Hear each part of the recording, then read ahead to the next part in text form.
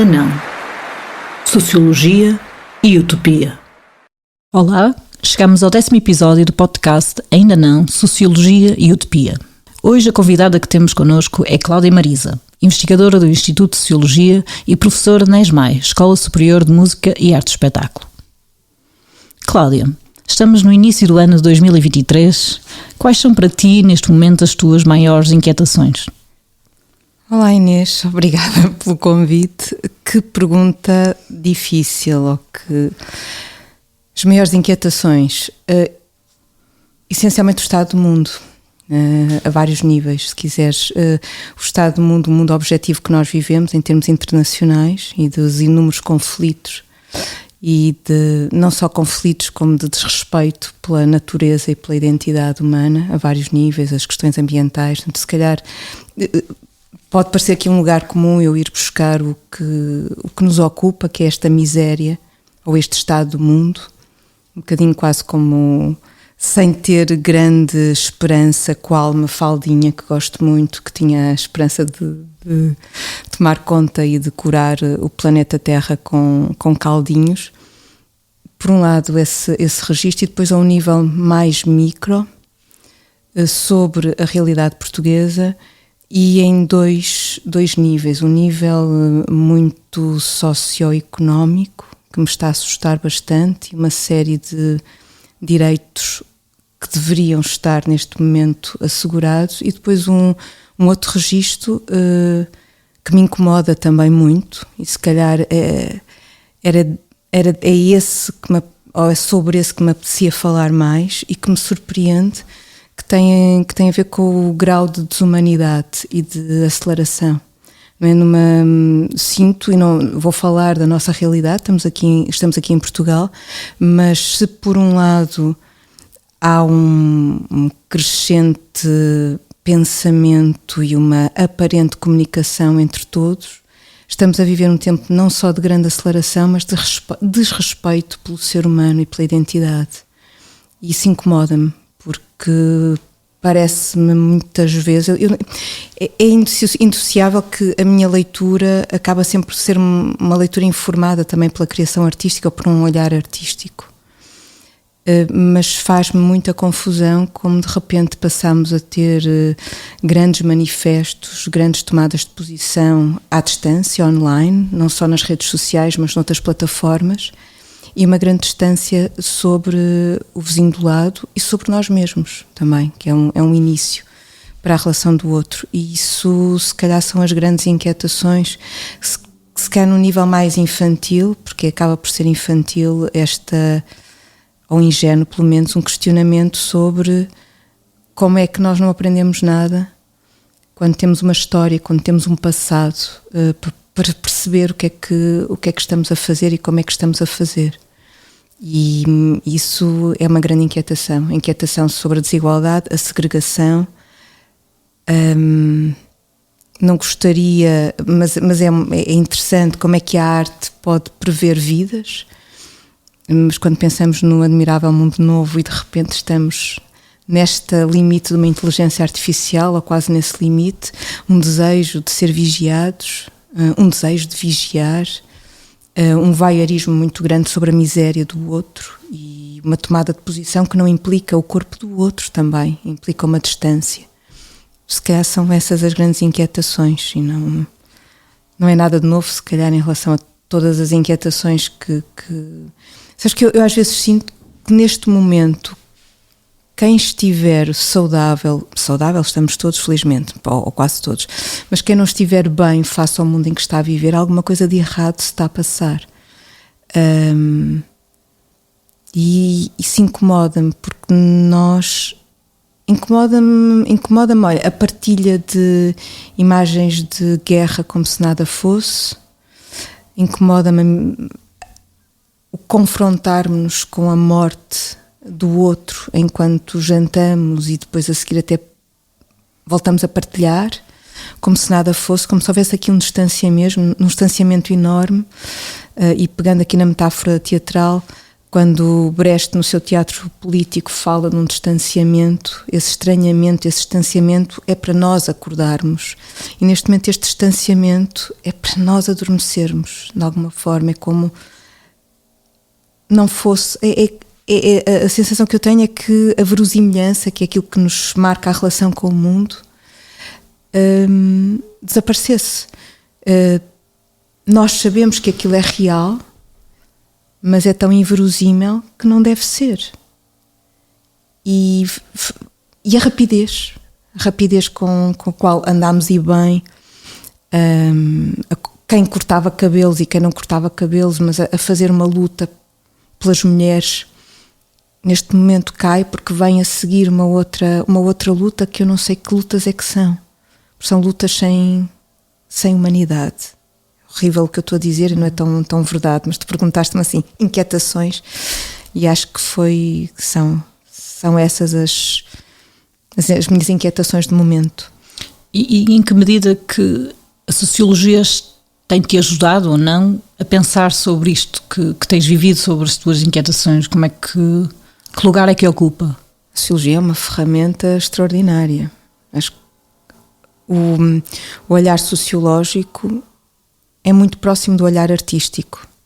E pegando aqui que no podcast que tem a utopia no nome, e há aqui muitos sociólogos que vão cair em cima de mim de certeza, mas a sociologia é um ato de utopia. Quando nós falamos de utopia, que é um termo inventado, belíssimamente inventado, de uma sociedade imaginada, de uma ilha imaginada, de um país, de uma vida, nós não imaginamos nada que não exista. E esse ato de imaginar, esse ato utópico, é sempre um ato entre a curiosidade, o desejo, e o desejo implica estarmos vivos, é esta força libidinal que nos obriga a estar vivos, mas também a tal inquietação que tu falavas e muito bem. E a sociologia é sempre um ato de inquietação, é sempre um ato de curiosidade, é sempre um ato de analisar, de fruir, de ver, de sentir o mundo e o outro, ou nós mesmos, mas sempre a partir de uma outra realidade e de uma intervenção, qualquer que ela seja. E há ferramentas que vamos aprendendo, como qualquer arte, como qualquer disciplina, há ferramentas que nos vão dando metodologias e estratégias para estar e pensar esse mundo e refletir esse mundo dentro e fora. Esse olhar, olha, volto ao Brecht, mas é esse duplo sentido de poder estar dentro, no centro do vulcão, e de mover de alguma forma com esse fogo no centro do vulcão. Nada acontece a não ser estarmos lá e conseguirmos dar 2 passos atrás e perceber o que é que se está a passar. Nesse sentido, muito. A sociologia ajuda imenso, e depois todos os outros autores todos os autores que nos vão ajudando e que de alguma forma nós nos vamos referenciando, são importantes. Se me perguntares se a sociologia me ajuda a agir, aí não tenho tanta certeza. Eu tento, mas não tenho tanta certeza. Mas a refletir, a pensar, a acreditar eu que tenho alguma lucidez, sim, a sociologia, e também a ter utopia, curiosamente. Acho que a sociologia tem sempre esse registro utópico. E eu acho que a utopia só vale... Para já não há nenhum discurso utópico, nem nenhum discurso sociológico que não parta de uma realidade que existe, mesmo que nós saibamos que a realidade não existe. Pode ser uma percepção, depois entraríamos aqui com olhares mais subjetivos ou fenomenológicos.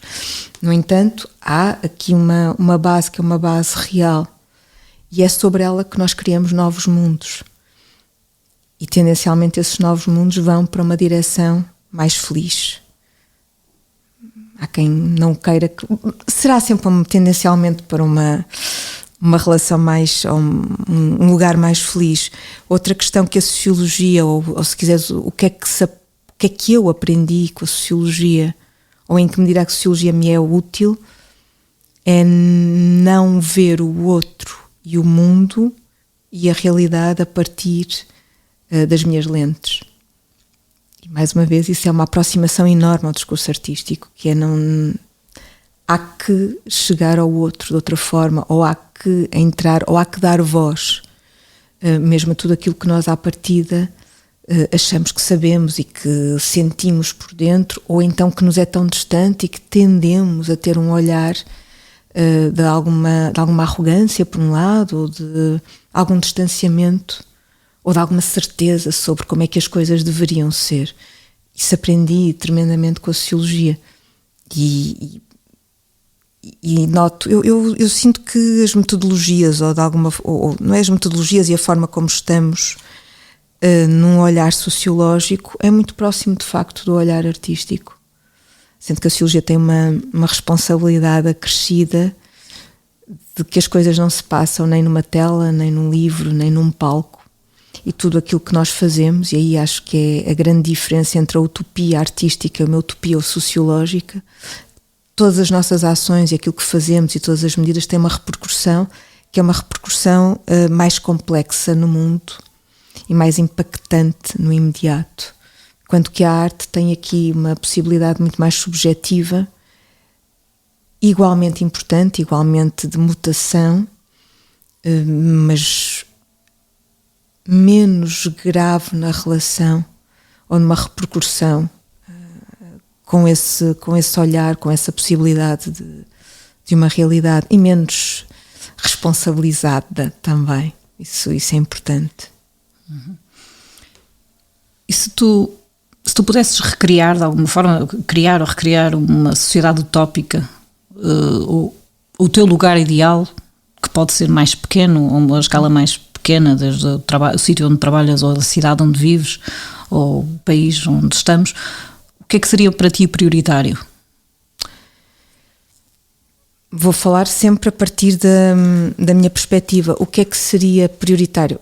Há algo que me incomoda e que me parece irresolúvel, mas que tem a ver com uma desigualdade socioeconómica que depois vai articular-se com um registro também cultural. Essa desigualdade incomoda-me muito. E vou ultrapassar, Inês, porque eu acho que há a boa utopia e a má utopia, e eu acredito que a utopia não fica meramente na invenção, ou é a partir dessa invenção, dessa projeção, dessa idealização que nós podemos mudar o micro, como tu dizias e muito bem, nem que seja mudar uma migalha, o micro, dentro de nós, no sítio onde trabalhamos, com as pessoas com quem nos relacionamos, e depois alguma coisa vai acontecer. Nesse sentido, acredito nessa boa utopia, mas essa boa utopia tem que estar assente em algo mais macro, que é sempre complicado de transmutar, e nós ainda não conseguimos resolver, e acho que há um retrocesso muito grande das desigualdades sociais. Então eu estou a falar do meu lugar de privilegiada. Eu tenho essa noção de privilegiada em termos económicos, culturais, sociais, enquanto mulher branca. Ser mulher já não é assim tão privilégio, mas ser mulher branca é um privilégio, viver na Europa e em Portugal é um privilégio. Portanto, é nesse sentido que eu vou falar.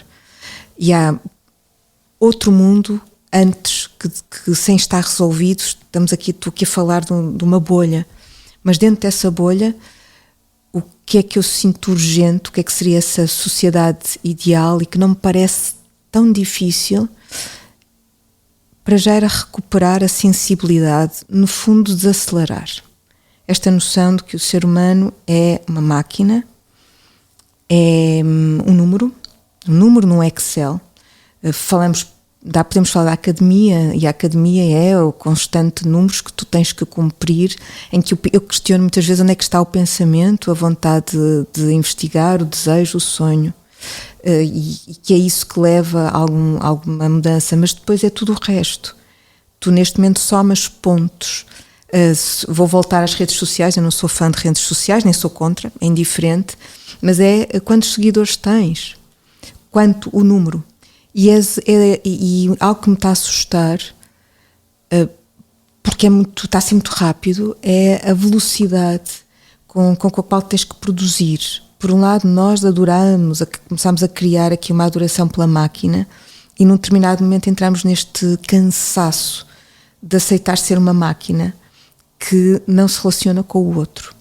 Portanto, no fundo, o ideal, aquilo que eu via como possibilidade de imediato, e para ser pragmática dentro desta bolha que eu te falo, que eu sei que é uma bolha muito reduzida de uma determinada facção que consegue estar a viver relativamente bem hoje em dia, era o respeito pelo ser humano. Para já voltámos a questionar o que é isto de se ser humano, independentemente de homem, mulher, criança, etc.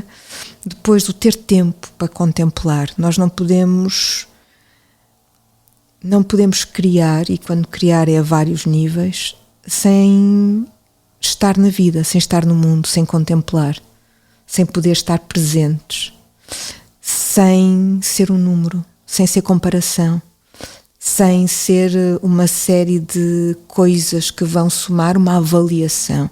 Esta avaliação excessiva de tudo, esta receita de como é que devemos viver, que passa desde os iogurtes até aos livros, até à roupa que vestimos. Portanto, era parar com isto tudo. No fundo, é uma espécie de entrarmos em campo de férias e de criar outras possibilidades que eu acho que já tiveram lá. Olha, outro momento utópico, ou se quiseres outra idealização, poder brincar. Brincar. Que é para as crianças que me assusta, que deixaram de brincar, deixaram de fazer nada, e para nós adultos, poder brincar connosco, brincar com o outro, de não fazer nada, de termos tempo para perceber o que é que queremos fazer com a nossa existência, e algo que parece que neste momento é muito pouco valorizado, que é poder existir e viver e estar com o outro, sem que esse outro seja uma espécie de capital ou de mercadoria ou de algo que nos vai levar a algum sítio.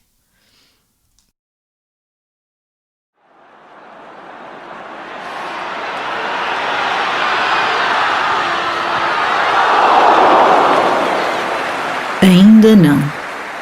Sociologia e utopia.